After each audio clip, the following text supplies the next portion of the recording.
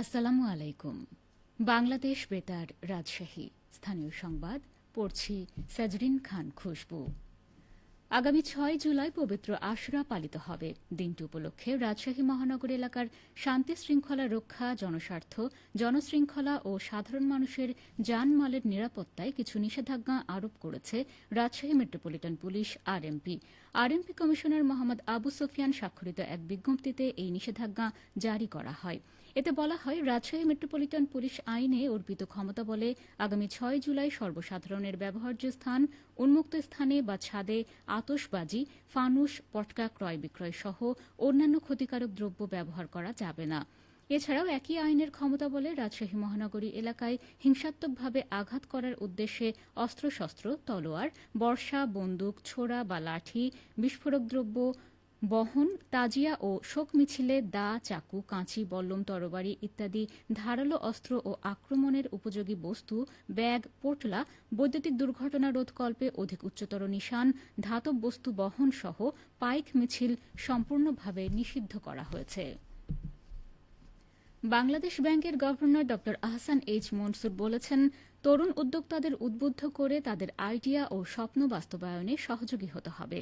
তিনি গতকাল বিকেলে রাজশাহীর একটি হোটেলে ২০২৫-২৬ অর্থবছরের প্রথম ষান্মাসিক মুদ্রানীতি প্রণয়নের লক্ষ্যে রাজশাহী অঞ্চলের বিজ্ঞ ব্যক্তি, প্রতিষ্ঠান ও অন্যান্য অংশীজনের মতামত পরামর্শ সংগ্রহ বিষয়ক মতবিনিময় সভায় সভাপতির বক্তব্যে একথা বলেন। এ সময় তিনি আরও বলেন, তরুণ উদ্যোক্তাদের জন্য ১৫০০ কোটি টাকার তহবিল গঠন করা হয়েছে। এর মধ্যে ৯০০ কোটি টাকা উদ্যোক্তাদের সাথে পার্টনার হিসেবে বিনিয়োগ করা হবে। বাকি ৬০০ কোটি টাকা উদ্যোক্তাদের ঋণ হিসেবে প্রদান করা হবে।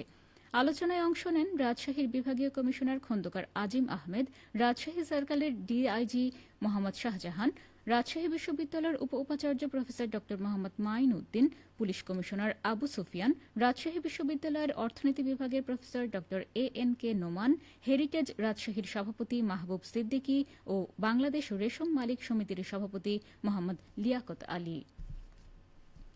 নাটোরের বড়াইগ্রাম উপজেলা এবং বড়াইগ্রাম পৌর ও বনপাড়া পৌর বিএনপির যৌথ উদ্যোগে মতবিনিময় সভা অনুষ্ঠিত হয়েছে।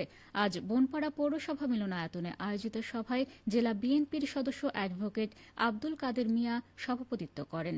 জেলা বিএনপির আহ্বায়ক রহিম নেওয়াজ প্রধান অতিথি এবং জেলা বিএনপির সদস্য সচিব আসাদুজ্জামান আসাদ প্রধান বক্তার বক্তব্য রাখেন। সভায় বক্তারা বলেন, দলকে সংগঠিত করার সুবর্ণ সুযোগ তৈরি হয়েছে। তৃণমূল পর্যায়ে বিগত সময়ে দলের জন্য নিবেদিত প্রাণ নেতাকর্মী সহযোগে কমিটি গঠন করতে হবে। বিএনপি এখন দেশের মানুষের আশা আকাঙ্ক্ষার কেন্দ্রস্থল। গণমানুষের প্রত্যাশা পূরণে আমাদের দায়িত্বশীল ভূমিকা পালন করে যেতে হবে। বগুড়ায় অপহৃত ৩ শিক্ষার্থীকে উদ্ধার করেছে সেনাবাহিনী। এ ঘটনায় জড়িত কিশোর গ্যাংয়ের ৪ জনকে আটক করা হয়েছে। গতকাল রাতে শহরের মালতীনগর এলাকায় অভিযান চালিয়ে অপহৃতদের উদ্ধার এবং জড়িতদের আটক করা হয়।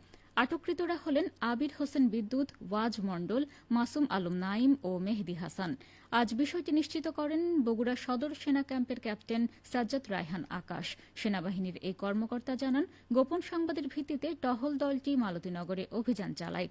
অপহরণকারীরা ভুক্তভোগীদের পরিবারের কাছ থেকে মুক্তিপণ দাবি করছিল। অভিযানকালে সেনাবাহিনীর উপস্থিতি টের পেয়ে অপহরণকারীরা হতভম্ব হয়ে পড়ে। কোনো সংঘর্ষ ছাড়াই শিক্ষার্থীদের উদ্ধার করা সম্ভব হয়। অভিযান শেষে সেনাবাহিনী বেশ কিছু আলামত জব্দ করে। আটক ব্যক্তিদের ও জব্দকৃত আলামত বগুড়া সদর থানায় হস্তান্তর করা হয়েছে। গ্রীষ্মের শেষ দিক থেকে রাজশাহী অঞ্চলে চলছে বৃষ্টি। নরম মাটিতে রোপা আমনের বীজতলা তৈরিতে ব্যস্ত সময় পার করছেন কৃষকরা। রাজশাহী কৃষি বিভাগের কর্মকর্তা বলছেন, বরেন্দ্র অঞ্চলে আমন ধান চাষ হয়ে থাকে বৃষ্টির পানির উপর নির্ভর করে। এবছর গ্রীষ্মকাল থেকে বরেন্দ্র অঞ্চলে নিয়মিত বৃষ্টি হচ্ছে। অনেকে আমন চাষের জন্য মাঠও প্রস্তুত করে নিচ্ছে। এবার আমন চাষের যে লক্ষ্যমাত্রা ধরা হয়েছে তা পূরণ হবে বলেই আশা করা হচ্ছে। রাজশাহী জেলায় এবার ৮৪,২৫৫ হেক্টর জমিতে আমন আবাদের লক্ষ্যমাত্রা ধরা হয়েছে। রাজশাহী কৃষি সম্প্রসারণ অধিদপ্তরের উপপরিচালক উম্মে সালমা বলেন, গেল আমন এবং বোরো মৌসুমে ধানের দাম ভালো পাওয়ায় কৃষক আমন চাষে আগ্রহী হয়ে উঠেছেন। বৃষ্টির পানিতে এবার রোপা আমনের বীজতলা তৈরি করা হচ্ছে। বীজতলা শেষ হলে শুরু হবে রোপা আমনের চারা লাগানো। পর্যাপ্ত বৃষ্টি হওয়ায় আশা করা হচ্ছে রোপা আমন উৎপাদনে লক্ষ্যমাত্রা পূরণ হবে। সবশেষে আবহাওয়া। আজ রাজশাহীতে সর্বোচ্চ তাপমাত্রা ছিল ৩০ ডিগ্রি এবং সর্বনিম্ন ২৬.৮ ডিগ্রি সেলসিয়াস। সন্ধে ৬টায় বাতাসে আপেক্ষিক আর্দ্রতার পরিমাণ ছিল ৯০%। রাজশাহী ও পার্শ্ববর্তী এলাকায় আগামীকাল সূর্যোদয় ভোর ৫টা ২১ মিনিটে। সংবাদ শেষ হল। আমাদের পরবর্তী স্থানীয় সংবাদ প্রচারিত হবে আগামীকাল সকাল ৮টা ১০ মিনিটে।